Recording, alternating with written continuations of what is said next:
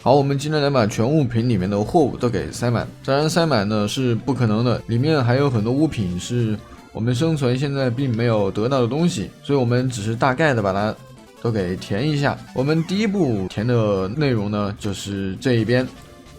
这边主要是红石的一些东西。好，我自己光影可能没有关啊，光影没有关，自己渲染的都是乱七八糟的东西，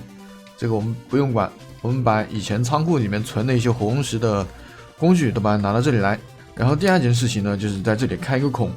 做一个物流管道，就全都连接到这边的箱子上面，到时候就可以直接进行分类。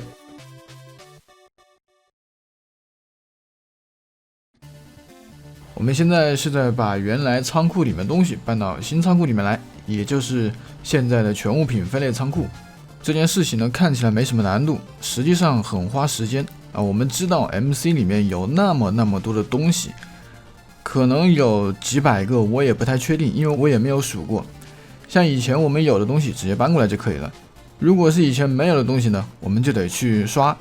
啊，就得去外面去找，把它填补进来。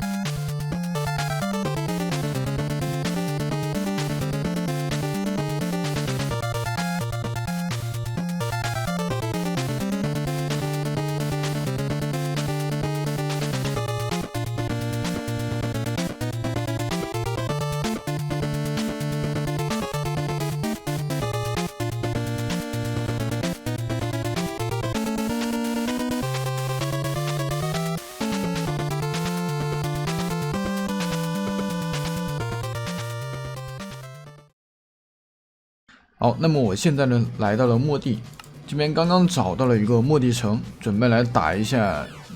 潜影背。家里面呢，我一共只有3个箱子啊，可以看到我现在身上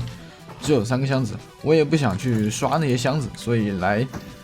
末地来刷一下潜影壳。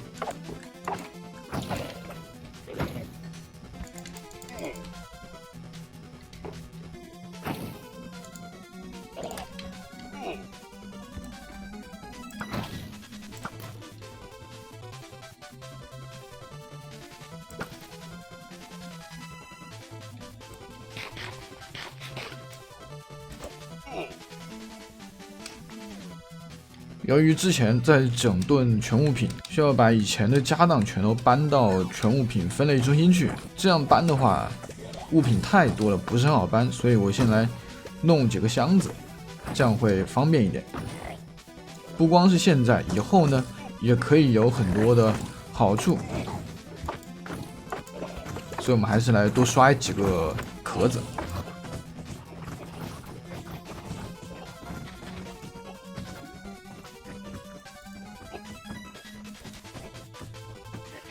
我们来树场这边刷点木头，今天又把全物品把它扩建了一点。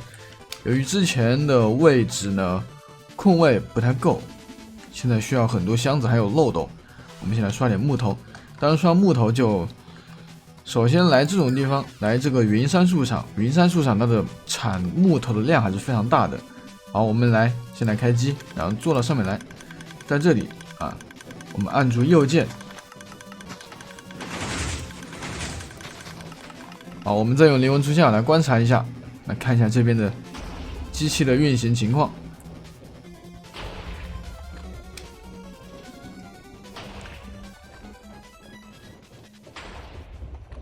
好，我刚刚把这里的下水管道，也就是这里的分类管道，把它做了一下。这里的分类管道呢，我想了一下，我们需要一定量的缓存空间。这里呢，弄了2排漏斗。那么这2排漏斗，你可以看到上面是戳向下面的，下面呢是连接到这里有一个投掷器，然后最后从投掷器这里一直往外面投，最后送到里面的分类机里面去。那么这里缓存，我们可以看到有多少个漏斗呢？这里大概我们数一下，1、2、3、4、5、6、7、8、9、10、11、12、13、14、15、16、17、18、19、20、21、22、23、24、25、26，大概26。当然这只是数了上面的，所以呢我们要翻一个倍，也就是50多个。我们经过计算呢，大概11个漏斗可以缓存2个箱子的物品啊，这2个箱子指的是前引箱啊，11个漏斗也就是55个空位。那么前引箱的一个前引箱是27个空位，2个就是54，就大概就是能够达到相等的这么一个数量。上面是一个循环，我们让物品从这个地方丢下去，丢进去之后啊，首先这个地方它没有漏斗，要往旁边冲到旁边去。如果我们这里第一个格子啊没有放的是普通的方块，而是放的漏斗的话，它有可能就直接卡在这个漏斗的中间啊。由于漏斗中间它是有一个凹槽，物品它是会卡进去的，也包括这后面的水流。这边水流呢，如果要把它接到这个管道里面去，我们必须先要拐个弯啊，在这个地方拐个弯，往左边拐，一定要让它靠着这个边，然后再流过去，这样就不会刮蹭到中间这个缝隙里面。这里面的水流呢也比较好放啊，就中间放一个告示牌，然后这个水流一定要放长一点，如果没有那么长，物品它就没法加速，没法将它的速度达到很高。如果它的速度不够高，最后会因为在漏斗上的摩擦力比较大，它就会卡在后半段，就走不动了。所以这里的水流也要注意，要把它放长一点。到后面呢也很简单，直接用一个气泡柱把它顶上来。好，当然我们现在呢是不能够丢物品到里面去实验的，毕竟我们现在生存呢还有很多东西都没有凑齐，而且这里也是刚刚扩建了，把它做长了，还有很多地方都没有补齐。那没有补齐的漏斗怎么办呢？那这个现在也是很难办的一件事情，不然你就得把它锁起来，用红石块或者火把把它锁一下，它就不会吸收物品。如果这里的漏斗它能够吸收物品的话，那就起不到分类的作用了，所以这有问题，这里一定要把它都给锁好。然后第二个原因呢，这个仓库里面有很多物品，它的数量都很少，没法做分类。由于我们分类必须要往这边的漏斗里面放相应的物品，然后好，我现在走过来啊。好，如果我们要做分类的话，我们要在这里面的漏斗啊，要点开这里面的漏斗，然后要怎么办呢？我们要往这后面啊塞四个东西。当然这4个物品必须是要重新命过名的，而且它的获取方式要非常简单，就比如木棍，再或者呢可以用铁粒，我们这里可以拿铁粒啊，铁粒我好像还没有放啊，还没有放上来。铁粒的话它是很容易获得的，我们只用拿这个铁锭把它分解，一个就可以分解9个，然后把它命个名，塞到漏斗里面去啊进行分类。这后面4个啊就是放一些杂物用来过滤的。然后第一个呢，就比如我们要分类这个木质踏板，我们就把这个木质踏板放在第一格啊，它就可以进行分类了。然后我们可以看到这第2排箱子，这里不一样，第2排箱子它是接了2层，这里一层箱子，这里一层箱子。那么我们在分类的时候呢，是放在这里啊，我们要在这个漏斗上面进行分类，还是和我们刚才一样的操作。然后还有一点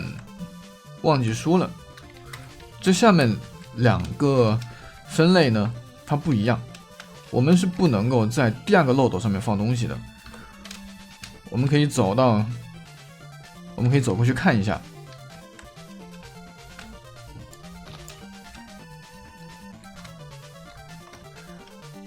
好，我们就要这里点开。如果我们要分类，还是按照刚才的方法，在后面4格放上一些东西。好，我们可以看到这个东西它就顺着漏到下一个漏斗了。这个时候怎么办呢？我们就得在这一个漏斗上面把它全都塞满啊。就比如这个木棍，我们现在没有那么多木棍，这4个格子全都塞满，全都塞到64个。然后这一个是你要分类的物品，假如我们分类玻璃，就把这里放上玻璃全都放满。然后呢，由于这一个漏斗里面东西全都塞满了，我们才可以在这个漏斗里面再放东西进行分类。比如后面4个放木棍啊，一定要是命中名的木棍，然后第一个格子放玻璃。当然我们现在放玻璃呢，它会流到下一个漏斗里面去，所以这就很不方便，这样的分类就很不方便。不过也没有办法，我们全物品毕竟得压缩成这个样子，所以呢我们分类也就不得不这么麻烦的进行分类，需要准备大量的材料。这也是我现在为什么没有将这里的分类机把它全都给分类做好，是因为我们需要大量的材料才能够进行分类。然后这里的水流管道呢，我也没有做那么多，我就只是把第一排把它做了，像这样从下连到上面，